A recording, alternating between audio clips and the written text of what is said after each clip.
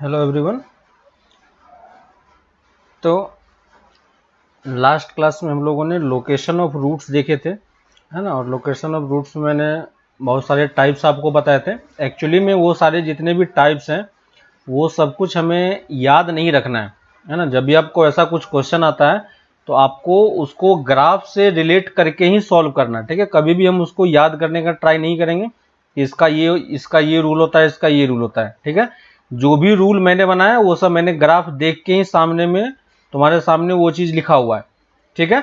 तो उसी के अकॉर्डिंग भी हमें सॉल्व करना है कि बस आप देखो कि जो कंडीशन हमें दिया हुआ उस कंडीशन के अकॉर्डिंग हम कैसा ग्राफ प्लॉट कर सकते हैं, है ना। क्योंकि आप एक बार ग्राफ प्लॉट करना सीख जाओगे, है ना, तो आप सब कुछ उसी ग्राफ से निकाल सकते हो। जैसे लास्ट क्लास में मैंने आपको बताया भी था, उसके पहले की क्लासेस में, कि हम कैसे ग्राफ से कोफिशिएंट्स पे कंडीशन निकाल पाते हैं ना, डिफरेंट डिफरेंट कंडीशंस वगैरह हम सॉल्व कर पाते हैं। तो ये सब चीजें बस आपको यही सीखना है कि हमें कोई भी कंडीशन अगर दिया रहे तो उसके अकॉर्डिंग हम कैसे ग्राफ प्लॉट कर पाएं और उस ग्राफ से हम क्या क्या चीजें निकाल सकते हैं, क्या क्या कंडीशन हम लगा सकते हैं, ठीक है। तो लास्ट क्लास में ये सब हुआ था। हमने लोकेशन ऑफ रूट पे आपको कुछ क्वेश्चंस भी दिए थे करने के लिए। आई होप कि आपने वो सब किया होगा, ठीक है। और कैसे सॉल्व करना है वो भी मैंने आपको बताया भी था, ठीक है। उसके बाद ट्रिगोनोमेट्री में आपको क्वेश्चंस करने के लिए दिए गए थे, तो आपका कोई डाउट नहीं है, ठीक है। तो आपका पार्ट 3 तक हो गया आपका, ठीक है। मैक्सिमा मिनिमा वाला पार्ट हम लोग कर रहे थे शायद, है ना, या ट्रिपल रेशियो वाला हो गया था, ये हो गया था। हाँ, मैक्सिमा मिनिमा वाला पार्ट पे थे। पेज नंबर 13 आपको कंप्लीट करने के लिए बोला गया था, ठीक है। आई होप आपने कर लिया होगा, ठीक है। नेक्स्ट आपको जो आपका पेज नंबर 14 है, ठीक है, पेज नंबर 14 आपको नेक्स्ट क्लास में कंप्लीट करना है। जिसका भी कोई डाउट हो वो नेक्स्ट क्लास में पूछ लेना। अभी कोई पूछ के नहीं रखे हो तो अब नेक्स्ट क्लास में पूछना, ठीक है।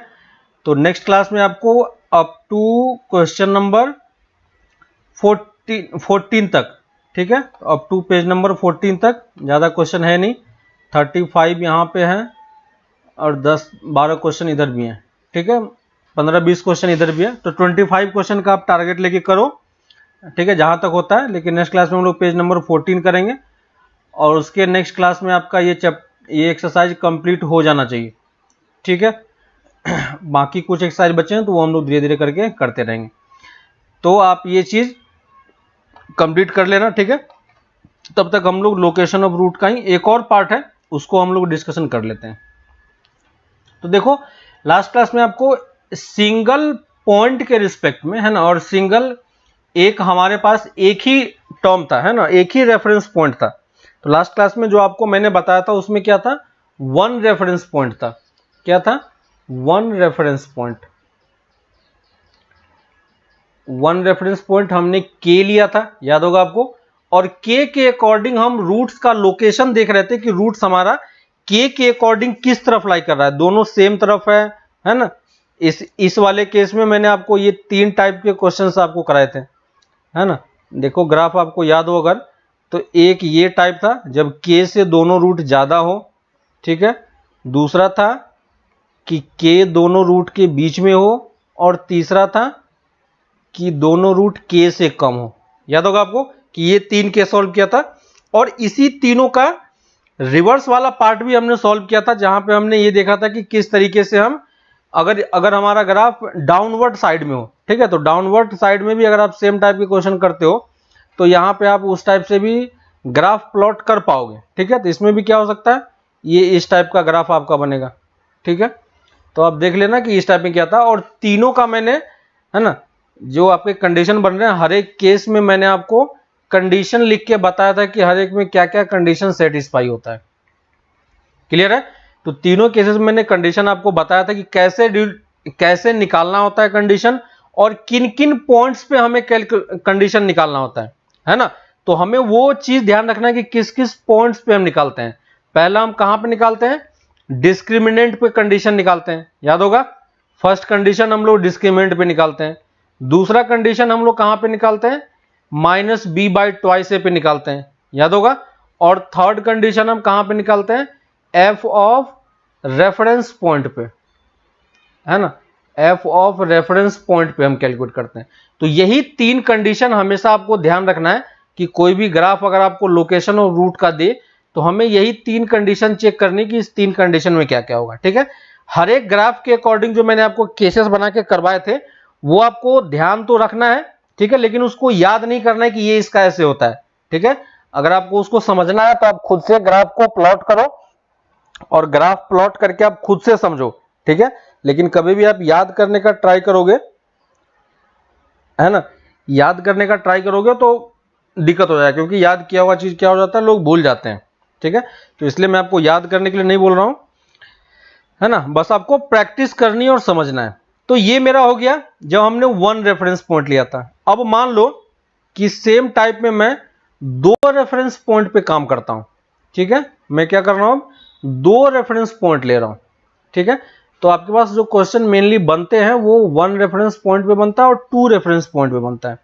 ठीक है, तो सेकंड पार्ट है इसी का, location of roots, location of roots when 2 reference point is given, 2 reference point is given. ठीक है, तो अभी कैलकुलेशन के पर्पज से और यह भी आपको शो करने के लिए मैं 2 रेफरेंस पॉइंट K1 और K2 ले रहा हूं। ठीक है, अभी मैं बस आपको ग्राफ प्लॉट करने के लिए, ताकि मैं ग्राफ प्लॉट कर पाऊं, और मैं ले लेता हूं let K1 and K2 are 2 reference point, जिसके रेफरेंस में हमें लोकेशन ऑफ रूट को क्या बताना है, बताना है। ठीक है, और K1 K2 में से कोई ना कोई बड़ा होगा ही। ठीक है, तो फिलहाल के लिए आपको शो करने के लिए मैं ये एज्यूम कर लेता हूं कि K2 K1 से बड़ा है। बाकी क्वेश्चन में जिस हिसाब से दिया रहेगा उसके अकॉर्डिंग आप K1 और K2 को सॉल्व करोगे, है ना, तो उसके अकॉर्डिंग हम क्वेश्चन को सॉल्व करेंगे। फर्स्ट पार्ट ये हो गया। अब हम आते हैं डिफरेंट डिफरेंट केसेस पे, है ना। फर्स्ट केसेस हम लेते हैं इसमें। ठीक है, अभी भी हम इक्वेशन जो हम चूज कर रहे हैं, हमारे पास इक्वेशन अभी भी है y equal to F X equal to A X square plus B X plus C है। ठीक है, तो जब रूट्स की बात बोला जाएगा तो हमें यही रेफरेंस पॉइंट और यही इक्वेशन हमें चूज करना है। ठीक है, तो अब हम आते हैं डिफरेंट डिफरेंट केसेस पे कि क्या क्या चीजें हो सकती है जहां पे हम इस क्वेश्चन को सॉल्व कर सकते हैं। ठीक है, तो फर्स्ट कंडीशन में ले रहा हूं, इफ बोथ रूट्स, ठीक है, अगर दोनों रूट्स जो है आपका, है ना, क्या क्या कंडीशन हो सकता है, कंडीशन आपका ये हो सकता है कि दोनों रूट्स आपका K1 K2 के बीच में लाई कर रहा हूं, है ना। देखो, अगर जैसे मैं एक स्टार्टिंग से कंडीशन ले लेता हूं, आपको समझाता हूं। ठीक है, तो इफ पहला कंडीशन है, इफ अगर आपको क्वेश्चन में ये बोला जाए, if exactly one root, if exactly one root of किसका root, F X equal to 0, ये जो इक्वेशन है इसको इक्वल टू 0 करोगे तो इसके 2 रूट्स मिलेंगे। तो उस 2 रूट्स में से बोल रहा है कि जो एक रूट है ना, ऑब्वियसली किसी भी क्वाड्रेटिक इक्वेशन का क्या एक रियल रूट हो सकता है, किसी भी क्वाड्रेटिक इक्वेशन का एक रियल रूट नहीं हो सकता है। समझ में आ रहा है, क्योंकि अगर एक रियल रूट होगा तो दूसरा रूट क्या होना पड़ेगा, इमेजिनरी होना पड़ेगा, है ना। तो इसलिए आपको ध्यान रखना कि एक वन रूट की अगर बात बोल रहा है ना, तो लिख लो exactly one root of F X equal to 0 lies in the interval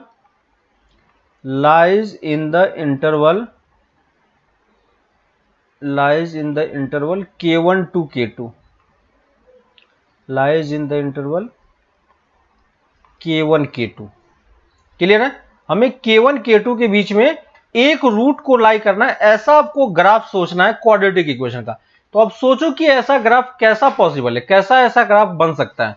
ठीक है, तो मैं ग्राफ बना रहा हूं, पहले मैं कोऑर्डिनेट प्लॉट कर रहा हूं और वहां पे मैं 2 पॉइंट मार्क कर दे रहा हूं आपको, K1 और K2।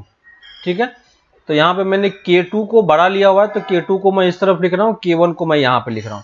समझ में आ रहा है, तो अब हमें एक ऐसा ग्राफ, ऐसा क्वाड्रेटिक का ग्राफ प्लॉट करना है जिसमें क्या हो, एक रूट K1 से K2 के बीच में लाई कर रहा हूं, ठीक है। एक रूट अगर K1 K2 के बीच में लाई करेगा तो दूसरा रूट कहां लाई करेगा, इसके बाहर लाई करेगा, ठीक है। तो देखो पॉसिबिलिटी क्या हो सकती है, मैं सारी पॉसिबिलिटी आपको ड्रॉ करके दिखा रहा हूं। एक पॉसिबिलिटी ये हो सकता है, देखो एक रूट K1 K2 के बीच में लाई कर रहा है, एग्जैक्टली वन रूट, ठीक है। एक आपका ये हो सकता है, मैं दूसरे कलर से दूसरा ग्राफ प्लॉट कर रहा हूं, ये एक दूसरा कर्व है, ठीक है। तो ये आपको अलग अलग कर्व में प्लॉट करके देखना, मैं एक ही में आपको दिखा रहा हूं कि एक कर्व आपका ये पॉसिबल है, ठीक है। एक कर्व आपका ये पॉसिबल है। और कौन सा केस पॉसिबल हो सकता है, सोचो। क्या मैं ऐसा ग्राफ बना सकता हूं क्या, ऐसा ग्राफ पॉसिबल नहीं होगा, क्योंकि ऐसा ग्राफ बनाओगे तो दोनों रूट इसका क्या हो गया, K1 K2 के बीच में आ गया, ठीक है। क्या मैं इसको टच करते हुए लेके जा सकता हूं क्या, टच करके हुए भी नहीं ले सकता हूं, क्योंकि टच करने में भी दो रूट होते हैं और दोनों रूट सेम हो जाएगा फिर, ठीक है। तो ये एग्जैक्टली वन रूट की बात कर रहा है ना। तो एग्जैक्टली वन रूट के केस में आप इस तरीके से कंडीशन लिखोगे, है ना। और क्या पॉसिबिलिटी हो सकती है, और आप क्या सोच सकते हो, क्या मैं ऐसा ग्राफ बना सकता हूं, इस टाइप का ग्राफ, ब्लू वाला, ये भी पॉसिबल नहीं है, क्योंकि इस वाले केस में कोई भी रूट K1 से K2 के बीच में नहीं है, तो ये भी मैंने प्लॉट नहीं किया। और इसके अलावा आप जितने भी ग्राफ सोचोगे वो सब या तो रेड टाइप का होगा या ग्रीन टाइप का होगा, देख लेना आप प्लॉट करके, है ना। तो यानी ये दो ही पॉसिबिलिटी है जहां पे आपका एक रूट इसके बीच में लाई कर रहा हो, क्लियर है। और सेम टाइप का कर्व किसके लिए वैलिड होगा, जब आपका कर्व डाउनवर्ड हो सकता है, ठीक है। तो हमें सारी पॉसिबिलिटी सोचनी पड़ेगी कि आपको कौन कौन सा आपको पार्ट लेना है, ठीक है। तो यहां पे भी देखो आपको फिर से दो पार्ट कर्व आप सोचोगे, तो एक कर्व ऐसा हो सकता है, तो ये मैंने B मान लिया, ठीक है। और यहां पे भी एक टाइप का आप और प्लॉट कर सकते हो, जब ये बाहर से इस तरफ से आ रहा हो, ठीक है। तो ये मेरा A हो गया। इसके अलावा और कोई पॉसिबिलिटी नहीं होता है जहां पे आप ऐसा कुछ सोच सकते हो, क्लियर है। अब देखो हमें एक ऐसा कंडीशन खोजना है जिसके लिए ये दोनों रूट आपका क्या हो, हमें एक ऐसा कंडीशन निकालना जो दोनों इस चारों टाइप के ग्राफ के लिए क्या हो, वैलिड हो, ठीक है। तो अब मुझे सोच के बताओ कि कौन कौन सा केस, क्या चीज पॉसिबिलिटी होगा। पहली चीज तो हमें दिख रहा है कि अगर एक रूट K1 K2 के बीच में लाई करेगा, एग्जैक्टली वन रूट, तो दूसरा रूट भी कहीं ना कहीं कट करेगा ही, ठीक है। तो डिस्क्रिमिनेंट पे तो हम कमेंट कर ही सकते हैं, डिस्क्रिमिनेंट ऑलवेज क्या होना चाहिए, ग्रेटर देन 0। जो 3 पॉइंट मैंने आपको पहले लिखवाए थे, वही 3 पॉइंट के बारे में मुझे यहां भी सोचना है, ठीक है ना। तो बस आपको वो 3 पॉइंट ध्यान रखना है कि मुझे कहां कहां पे क्वेश्चन किस किस पे कंडीशन लगाना है, उसी कंडीशन को मैं यहां पे बस लिख रहा हूं आपको। देखो तो पहला कंडीशन मैंने D पे लगा दिया, है ना। देखो कोई सा भी सिचुएशन हो, किसी भी टाइप का आपके पास कर्व हो, है ना, आप ये चीज तो हर एक टाइप के कर्व में लिख सकते हो, ठीक है ना। तो ये पहला कंडीशन हो गया। दूसरा कंडीशन हम किस पे लगा सकते हैं, दूसरा कंडीशन हमें सोचना पड़ेगा किसके बारे में, वर्टेक्स के बारे में, है ना, -b/2a के बारे में। तो देखो -b/2a के बारे में आप क्या बोल सकते हो, वर्टेक्स। देखो वर्टेक्स को क्या हम ये बोल सकते हैं कि हमेशा मेरा वर्टेक्स K1 से कम होगा, बोल पाएंगे क्या, नहीं बोल पाएंगे। क्या मैं ये बोल सकता हूं कि हमेशा मेरा वर्टेक्स होगा x कोऑर्डिनेट वो K से ज्यादा होगा, नहीं हो सकता है ना। कोई आपको ऐसा कर्व भी बना के दे सकता है, देखो वर्टेक्स कहां पर लाई कर रहा है, K1 K2 के बीच में लाई कर रहा है। तो आपको समझ में आ रहा है कि डिफरेंट सिचुएशन में अलग अलग ग्राफ बन सकते हैं, जहां पे मैं डायरेक्टली इस टाइप से कोई कमेंट नहीं कर पाऊंगा, है ना। इस टाइप से हम कमेंट नहीं कर पाएंगे, किस पे कमेंट नहीं कर पाएंगे, वर्टेक्स पे कमेंट नहीं कर पाएंगे। तो इस पे कोई कमेंट नहीं कर पाना, तो हम ये कंडीशन नहीं लिखेंगे, है ना। और सेम टाइप की चीज यहां भी आपकी वैलिड होगी। तो ये चीज तो हमें समझ में आ गया कि ये चीज पे हम कमेंट नहीं कर सकते, ठीक है। दूसरी चीज आते हैं फंक्शन की वैल्यू रेफरेंस पॉइंट पे। अब क्योंकि यहां पे कितने रेफरेंस पॉइंट है, यहां पे हमारे पास 2 रेफरेंस पॉइंट है, तो हमें दोनों रेफरेंस पॉइंट की वैल्यू कैलकुलेट करनी पड़ेगी, ठीक है। जैसे मैं रेड वाले कर्व को देख रहा हूं, ठीक है, दोनों कर्व को एक साथ मत देखो, मैं इसको हटा देता हूं अभी के लिए। देखो ये एक कर्व मेरे पास है, अगर मैं f ऑफ K1 कैलकुलेट करूं तो f ऑफ K1 क्या होगा आपका, देखो f ऑफ K1 क्या होगा, पॉजिटिव होगा, और f ऑफ K2 क्या होगा कर्व के लिए, नेगेटिव होगा क्या, है ना। f ऑफ K1 K2 क्या होगा, नेगेटिव होगा। यहां से भी मैं ये वाला पार्ट हटा दे रहा हूं, यहां पे भी देखो f ऑफ K1 क्या है, यहाँ पे एफ ऑफ के वन नेगेटिव है और एफ ऑफ के टू यहाँ पे क्या है, पॉजिटिव है। दिख रहा है क्या, यहाँ पे एफ ऑफ के वन पॉजिटिव और के टू पॉजिटिव है। तो यहां से देखो डायरेक्टली दोनों में तो कोई रिलेशन नहीं आ रहा है, लेकिन अगर मैं दोनों को मल्टीप्लाई कर दूं, ठीक है, अगर मैं दोनों को मल्टीप्लाई कर दूं, क्या मल्टीप्लाई करूं, देखो एफ ऑफ के वन इंटू एफ ऑफ के टू, अगर मैं ये बोलता हूं तो ये दोनों का प्रोडक्ट हमेशा क्या होगा, लेस देन जीरो होगा।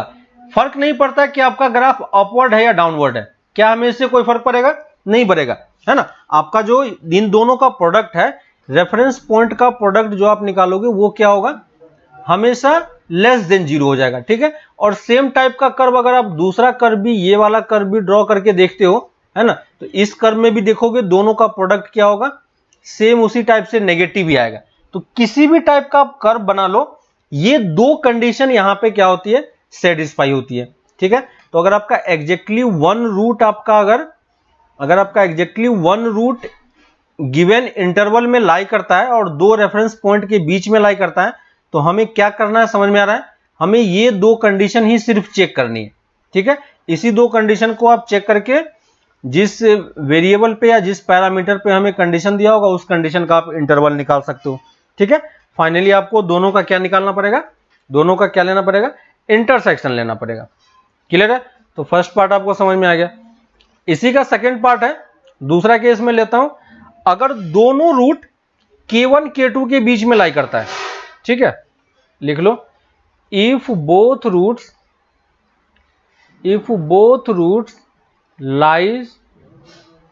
लाई बिटवीन k1 एंड k2।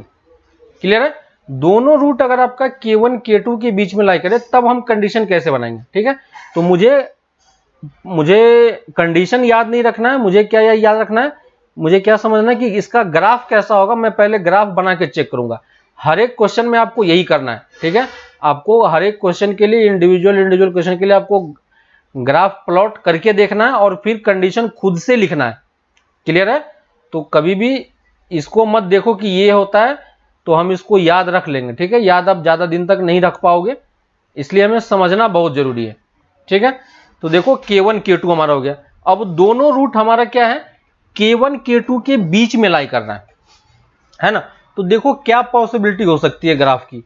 देखो एक पॉसिबिलिटी तो मेरा ये हो सकता है कि मैं ग्राफ ऐसे बना दूं, बना सकते हैं क्या, देखो दोनों रूट हमारा k1 से k2 के बीच में, ठीक है, दोनों ग्राफ क्या है, k1 से k2 के बीच में, और मैं टच करते हुए भी बना सकता हूं, कोई प्रॉब्लम नहीं है ना, क्योंकि दोनों रूट की बात बोला है तो दोनों रूट में यहां पे इस तरीके से भी प्लॉट कर सकता हूं, और सेम टाइप से आप डाउनवर्ड में भी बना सकते हो।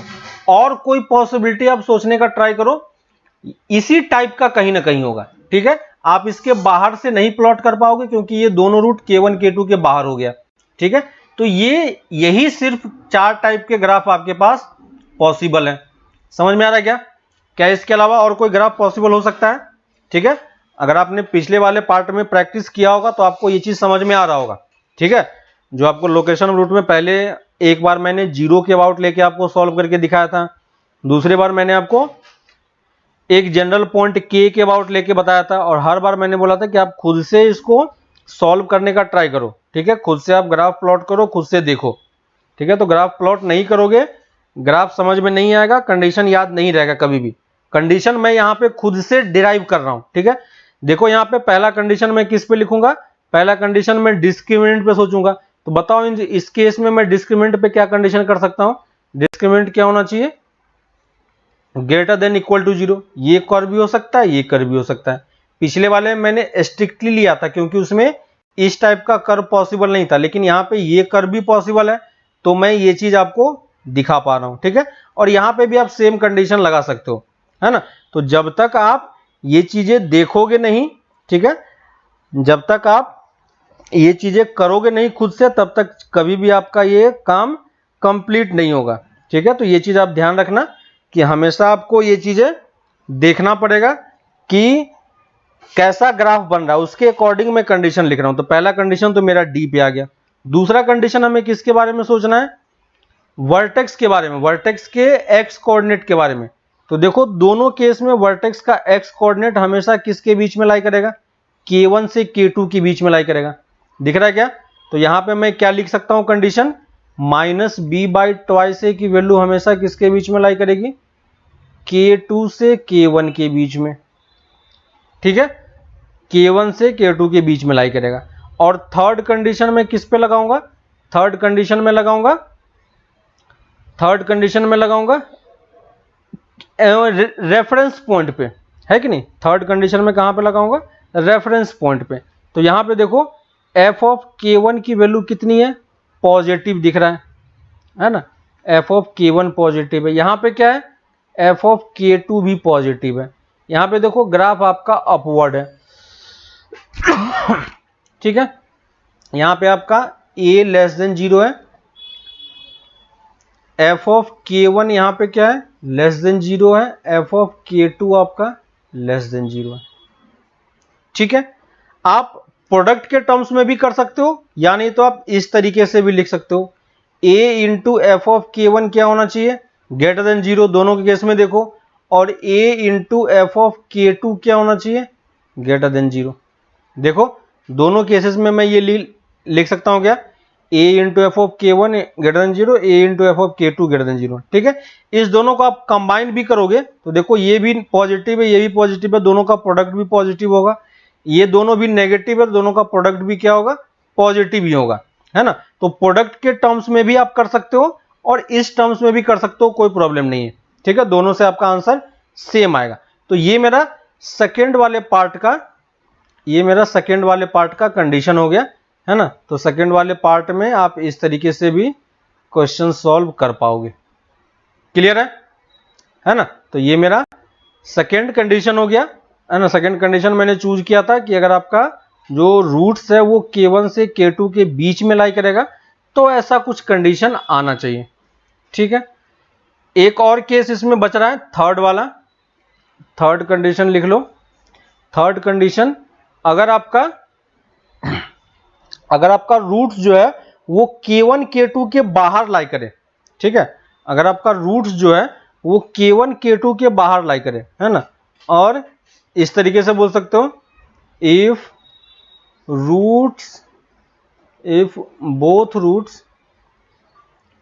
both roots lie outside K1 and K2। ठीक है, और इसी को दूसरे लैंग्वेज में इस तरीके से भी बोलते हैं, if K1 and K2 lie between the roots, है ना। वही चीज है, बस मैंने उसको दूसरे लैंग्वेज में लिखा हुआ है ना। तो K1 K2 के बाहर होगा या रूट्स के बीच में K1 K2 लाई करेगा, एक ही बात है। ठीक है, तो मैं फिर से यहाँ पे ग्राफ प्लॉट करूंगा, सोचूंगा कि कैसा ग्राफ हो सकता है। ठीक है, यहाँ पे मेरे पास K1 और K2 है। ठीक है, और एक अपवर्ड के लिए और एक डाउनवर्ड के लिए सोचना पड़ेगा। ठीक है, तो यहाँ पे आपके पास K1 हो गया और ये K2 हो गया। ठीक है, अब देखो जो दोनों रूट है वो इसके बाहर होना चाहिए। ठीक है, तो बाहर होने के लिए आपके पास कैसा ग्राफ बन सकता है, अगर अपवर्ड में देखोगे तो ऐसा कंडीशन बन सकता है। और कोई पॉसिबिलिटी है क्या, है ना। और कोई पॉसिबिलिटी है क्या, और कोई पॉसिबिलिटी नहीं है यहाँ पे।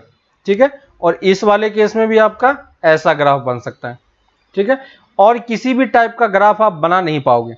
ठीक है, फिर से मैं अगर कंडीशन पे आता हूं कि कंडीशन में किस पे लिखूंगा, तो कंडीशन में लिख रहा हूं, पहले तो डिस्क्रिमिनेंट के बारे में सोचेंगे, है ना। तो डिस्क्रिमिनेंट यहां पे क्या होगा, है ना, डिस्क्रिमिनेंट यहां पे स्ट्रिक्टली ग्रेटर देन 0 होगा, है ना। डिस्क्रिमिनेंट यह क्या होगा, ग्रेटर देन 0 होगा। तो पहला कंडीशन तो मैंने ये लिख लिया, यहां पे मैं इक्वल टू का साइन नहीं लगा सकता हूं। ठीक है, दूसरा कंडीशन कहां पे चेक करेंगे, दूसरा कंडीशन हमें वर्टेक्स पे चेक करना है।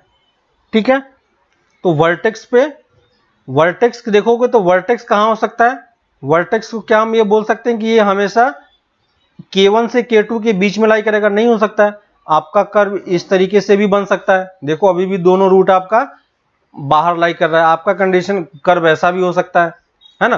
तो K1 जो आपका वर्टेक्स है वो बीच में भी लाई कर सकता है, साइड में भी लाई कर सकता है। तो हम वर्टेक्स पे कोई कमेंट यहाँ पे नहीं कर पाएंगे। ठीक है, तो ये सब चीजें आपको तब समझ में आएगी जब आप ग्राफ, हर पॉसिबल ग्राफ ड्रॉ करके देखोगे। ठीक है, फर्स्ट टाइम करोगे आपको ज्यादा ग्राफ मिलेगा। हम एक्चुअली में कर क्या रहे हैं कि क्वेश्चन के अकॉर्डिंग जितने भी पॉसिबल ग्राफ बन रहे हैं उन सारे ग्राफ्स को हम धीरे धीरे करके रिड्यूस कर रहे हैं। ठीक है, बहुत सारे पॉसिबल ग्राफ हैं, सबको हम कंबाइन करके कम में लेके आ रहे हैं। उसके बाद आ जाते हैं लोकेशन ऑफ रूट्स पे, है ना, सॉरी रेफरेंस पॉइंट पे। तो एफ ऑफ k1 इस वाले केस में क्या होगा, लेस देन 0 होगा। ए मेरा पॉजिटिव है, ठीक है। एफ ऑफ k2 क्या होगा, ये भी लेस देन 0 होगा। यहाँ पे एफ ऑफ k1 क्या होगा, पॉजिटिव होगा। एफ ऑफ k2 क्या होगा, पॉजिटिव होगा। और यहाँ पे ए मेरा लेस देन 0 है। ठीक है, मल्टीप्लिकेशन के टर्म्स में भी आप कर सकते हो, प्रोडक्ट आपका पॉजिटिव होना चाहिए, या अगर आप अलग अलग लिखते हो तो a into F of k1 क्या होना चाहिए आपका, लेस देन 0 होना चाहिए। दिख रहा है क्या, और a into F of k2 हमारा क्या होना चाहिए, ये भी लेस देन 0 होना चाहिए। ठीक है ना। तो यहां पे देखो फिर से मेरे पास दो कंडीशन ही है, दो कंडीशन के बेसिस पे मैं अपने क्वेश्चन को सॉल्व कर सकता हूं। ठीक है, तो ये मेरे पास लोकेशन ऑफ रूट के 3 टाइप के क्वेश्चन हो गए। एक तो मैंने बेसिक सा रेफरेंस पॉइंट ओरिजिन ले लिया था, ठीक है। दूसरा मैंने एक जनरल पॉइंट के ले लिया था, और उसके बेसिस पे मैंने आपको कुछ 2-4 क्वेश्चन आपको सॉल्व करने के लिए दिया भी था लास्ट क्लास में। ठीक है, उसके बाद मैंने आपको दो रूट्स के अकॉर्डिंग आपका लोकेशन ऑफ रूट कैसे वेरी करता है वो भी मैंने आपको बताया। ठीक है, तो उसके अकॉर्डिंग आप क्वेश्चन सॉल्व करोगे तभी आपको समझ में आएगा कि हमें कैसे क्वेश्चन सॉल्व करना है। ठीक है, एक क्वेश्चन मैं सॉल्व करके आपको दिखा देता हूं। अब देखो कि क्वेश्चन कैसे सॉल्व करते हैं इस टाइप के क्वेश्चन में। ठीक है, तो एक क्वेश्चन देख लो।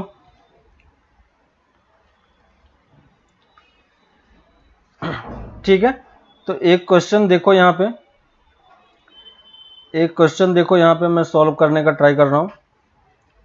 ठीक है, देखो क्वेश्चन में दिया हुआ है find the all value of A.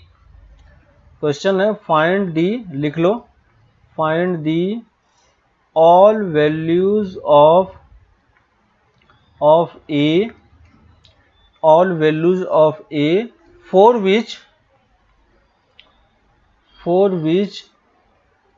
both roots of the equation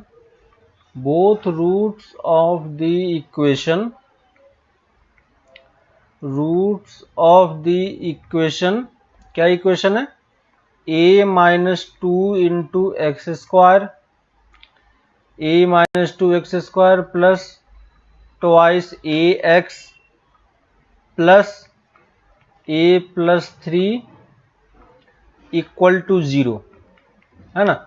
बोल रहा both roots of this equation lies, ठीक है, लाइज इन द इंटरवल, यहां पे हमें इंटरवल दिया हुआ है -2 to 1, है ना। तो यहां पे देखो इंटरवल की बात कर रहा है। इंटरवल मतलब कितने रेफरेंस पॉइंट हो गए हमारे पास, 2 रेफरेंस पॉइंट, है ना। तो हमें दोनों रेफरेंस पॉइंट के अकॉर्डिंग, यानी ये लोकेशन ऑफ रूट का क्वेश्चन है जहां पे रेफरेंस पॉइंट हमारे पास 2 हैं। ठीक है, तो क्या क्या पॉसिबिलिटी हो सकता है, मैं पहले इस क्वेश्चन के अकॉर्डिंग अपना पॉसिबिलिटी ड्रॉ करूंगा। एक पॉइंट मेरा -2 यहां पे होगा, 1 यहां पे होगा। ठीक है, दोनों रूट हमारा इसके बीच में लाई करना चाहिए, है ना, both roots lie between the root. तो आप क्या क्या कंडीशन हो सकता है, यहां पे देखो ग्राफ मेरा इस टाइप का हो सकता है या इस टाइप का हो सकता है। ठीक है, और सेम टाइप का क्वेश्चन आपका, सेम टाइप का कर्व आपका जब आपका कर्व डाउनवर्ड होगा तो भी आप ड्रॉ कर पाओगे। डाउनवर्ड वाला कंडीशन हमें क्यों लेना पड़ रहा है, क्योंकि यहां पे देखो एक्स स्क्वायर का जो कोफिशिएंट है वो वेरिएबल है ना। अगर ये कांस्टेंट होता तो सिर्फ मैं एक ही केस लेता, लेकिन क्योंकि वेरिएबल है तो हमें दोनों केसेस सॉल्व करना पड़ेगा, क्योंकि हमें नहीं पता कि a-2 पॉजिटिव होगा या नेगेटिव होगा। ठीक है, तो यहां पे जब प्लॉट करेंगे तो कैसा कर्व हो सकता है, या तो ऐसा हो सकता है या फिर इस टाइप का कर्व हो सकता है। ठीक है, अब बताओ कि इसमें क्या क्या कंडीशन आप लिख पाओगे। पहला कंडीशन तो किस पे हो जाएगा, पहला कंडीशन हो जाएगा आपका, पहला कंडीशन हो जाएगा हमारा जब आपका, है ना, पहला कंडीशन में डी पे लगाऊंगा तो डी यहां से क्या बोल सकता हूं मैं, डी हमारा ग्रेटर देन इक्वल टू 0 होना चाहिए, है कि नहीं। अभी यार जस्ट हमने सॉल्व किया था। और इस इक्वेशन का डी देखो क्या है, तो इस इक्वेशन का डी क्या है, 4a² b² minus 4a into सी, ये क्या होना चाहिए, ग्रेटर देन इक्वल टू 0। देखो 4 तो कैंसिल हो गया, इसको सॉल्व करो, a² माइनस, इसको सॉल्व करो कितना आएगा, a² और प्लस a माइनस 6, है ना, ये ग्रेटर देन इक्वल टू 0 है। इसको सॉल्व करो, ब्रैकेट को हटा दो, a² minus a² minus a plus 6 greater than equal to 0। यहाँ से देखो a² आपका टर्म कैंसिल हो गया, है ना, a² का टर्म यहाँ से कैंसिल हो गया। a को इस तरफ लेके आएंगे तो a की वैल्यू कितनी आ जाएगी, लेस देन इक्वल टू 6। तो पहला कंडीशन हमारे पास क्या आ गया, a की value less than equal to 6 होना चाहिए, ठीक है। तो ये तो पहले वाले पार्ट से है। दूसरा कंडीशन हम क्या लगाएंगे, दूसरा कंडीशन हमें वर्टेक्स के बारे में सोचना है। तो वर्टेक्स हम यहाँ पे क्या बोल सकते हैं, वर्टेक्स क्या होता है, माइनस बी बाई ट्वाइस ए, और ये किसके बीच में लाई करना चाहिए, -2 से 1 के बीच में लाई करना चाहिए, है ना। तो ये चीज हमेशा इसके बीच में लाई करेगा। अब इसका वर्टेक्स है ना माइनस बी बाई ट्वाइस ए, देखो कितना होता है, माइनस बी इसके लिए कितना होगा, minus twice A divided by twice A कितना है, a माइनस 2, ठीक है। ये किसके बीच में लाई करना चाहिए, -2 से 1 के बीच में लाई करनी चाहिए। इसको सॉल्व कर लो, है ना। यहाँ से देखो ये कैंसिल हो गया, माइनस यहाँ पे है, ठीक है। तो माइनस को जब हम सॉल्व करेंगे तो कितना हो जाएगा, 1 इस तरफ आ जाएगा, है ना। तो -1 less than equal to a upon a minus 2 less than 2, है ना। अब देखो ऊपर में मैं क्या कर रहा हूँ, +2 -2 कर रहा हूँ, है ना। तो यहाँ पे -2 +2 किया, एक वाला टर्म तो आपका कैंसिल हो गया, तो ये less than 1 plus 2 upon a minus 2 less than 2, ठीक है। 1 को मैं दोनों तरफ लेके जाएंगे तो ये कितना हो जाएगा, -2 less than 2 by a minus 2 less than equal to 1, है ना। और इसको अगर मैं 2 से डिवाइड भी कर दूं तो ये कितना बन जाएगा, देखो ये हो जाएगा -1 less than equal to 1 by a minus 2 less than 1 by 2, है ना। तो ये कंडीशन है। अभी भी हमारा a पे कंडीशन नहीं है, ये 1 बाई a बाई 2 पे है, ठीक है। तो आपको याद होगा कि मैंने आपको ग्राफ के थ्रू बताया था कि 1 बाई एक्स अगर आपका, है ना, यहाँ पे देखो अगर मैं 1 बाई एक्स का ग्राफ ड्रॉ करूंगा तो ये कुछ ऐसा ग्राफ होगा, याद होगा। और 1 बाई एक्स किसके बीच में लाई कर रहा है, -1 से हाफ के बीच में, है ना। तो इस पूरे वाले पार्ट को अगर मैं x बोल दूंगा तो ये क्या हो जाएगा, 1 बाई एक्स -1 से 2 के बीच में, है ना। तो ये मेरा -1 हो गया और ये हाफ हो गया, ठीक है। तो अब बताओ ये है तो x आपका कहां से कहां लाई करेगा, तो x आपका हमें इसके बीच का कर्व चाहिए, है ना, इसके नीचे वाला। तो आपका जो ये हाफ कहां पे मिलेगा आपको, हाफ आपको 2 पे मिलेगा।